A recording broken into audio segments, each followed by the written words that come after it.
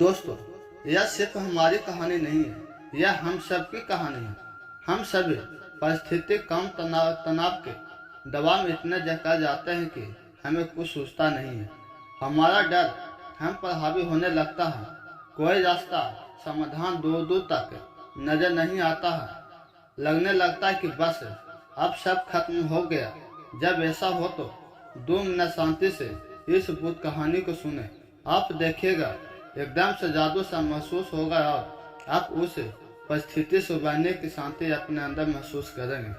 हर चीज का हल होता है, आज नहीं तो कल होता है। एक बार की बात है, किसी गांव में एक राजा रहा करता था। राजा के दरबार में एक साधु आया। राजा ने उस साधु को खूब सेवा की। राजा की सेवा से प्रसन्न होकर साधु ने उसे एक ताबीज दिया और कहा कि राजन, इसे अपने गले में डाल लो और जिंदगी में कभी ऐसी परिस्थिति आए कि जब तुम्हें लगने लगे कि बस अब सब खत्म होने वाला है, परेशानी के भंवर में अपनों को फंसा पाओ, कोई प्रकाश की क्रिया नजर न आ रही हो, हर तरफ निराशा और हताशा होता, तुम इस ताबीज को खोलकर इसमें रखे कागज को पढ़ना उससे पहले नहीं। राजा ने यह ताबीज अपने गले में पहन लिया।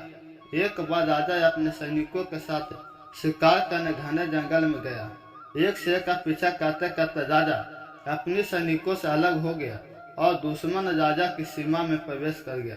घना जंगल और शाम का समय हो गया था। तभी कुछ दुश्मन के सैनिकों के घोड़ों की टापों की आवाज राजा के कानों में सुनाई दी और उसने भी अपने घोड़े के दौड़ लगाई। राजा आगे आगे, दुश्मन के सैनिक पीछे पीछे। बहुत दूर तक भागने पर भी राजा ने उस सैनिकों से पीछा नहीं छुड़ा पाया। भूख प्यास से बिहार राजा को कुछ दूरी पर घने पेड़ों के बीच में एक गुफा सी दिखाई दी। उसने तुरंत समय और घोड़ों को उस गुफा में छुपा लिया और सांस रोक कर बैठ गया। दुश्मन के घोड़ों के पैरों की आवाज धीरे धीरे पास आने लगी। दुश्मनों से घिरे हुए अकेले राजा को अपना अंत नजर आने लगा। उसे लगा कि बस कुछ ही क्षणों में दुश्मन उसे पकड़ कर मौत के घाट उतार देंगे। वो जिंदगी से निराश हो ही गया था कि उसके हाथ अपने ताबीज पर पड़ गया और उसे साधु की बात याद आ गई। उसने तुरंत ताबीज को खोलकर कागज को बाहर निकाला और पढ़ा। उस पर्ची पर लिखा था, यह भी कट जाएगा। राजा को अचानक ही जैसे घोर अंधकार में से एक ज्योति की किरण दिखी। कहते हैं न, डूबते को तिनका सहारा। उसे अचानक अपनी आत्मा में एक अनकथित शांति अनुभव हुआ। उसे लगा कि सचमुच यह समय भी कट जाएगा। क्यों चिंता हो?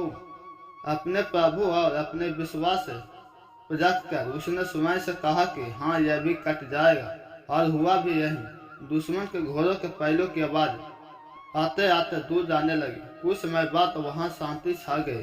राजा रात में गुफा से निकला और किसी तरह अपने राज में वापस आ गया। इस बाप बेटे की कहानी से जो सीख मिलेगी उसे आप अपने आप पर बहुत गर्व करेंगे। कोई तो है जो सही रास्ता दिखाए। अगर कहानी से कुछ सीख मिलती है तो चैनल को सब्सक्राइब और लाइक जरूर करें। चलिए इस कहानी शुरू करते हैं। एक गांव में एक मूर्तिकार रहा करता था।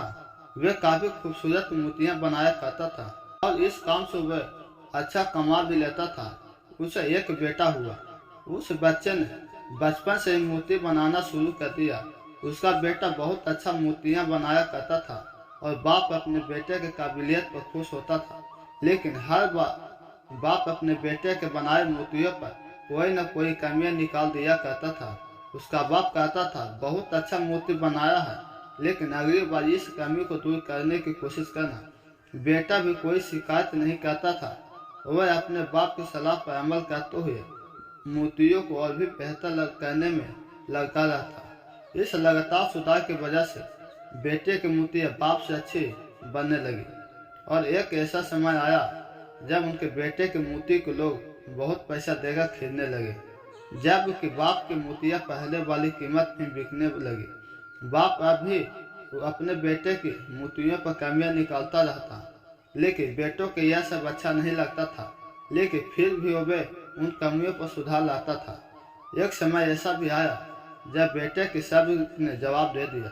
बाप जब कमियां निकाल रहा था तब बेटा बोला, आप ऐसे मेरे मोतियों में कमियां निकाल रहे हैं जैसे कि आप बहुत बड़े मोतीकार हैं। अगर आपको इतनी ही समझ होती तो आपकी मोतियां इतनी कम कीमत पर नहीं बिकती। मुझे नहीं लगता कि मुझे आपकी सलाह देने की जरूरत है। मेरी मोतियां बहुत अच्छी हैं।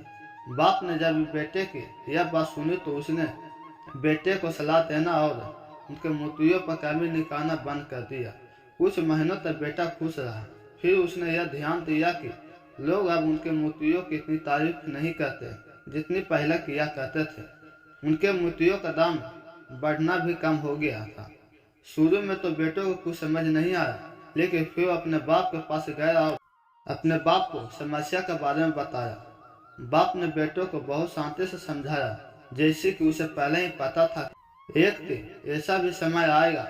बेटे ने बाप से पूछा, क्या आप जानते थे कि ऐसा होने वाला है? बाप ने कहा, हाँ, क्योंकि आज से कई साल पहले मैं भी इसी हालात से गुजरा था। बेटे का सवाल किया तो फिर आपने मुझे समझाया क्यों नहीं?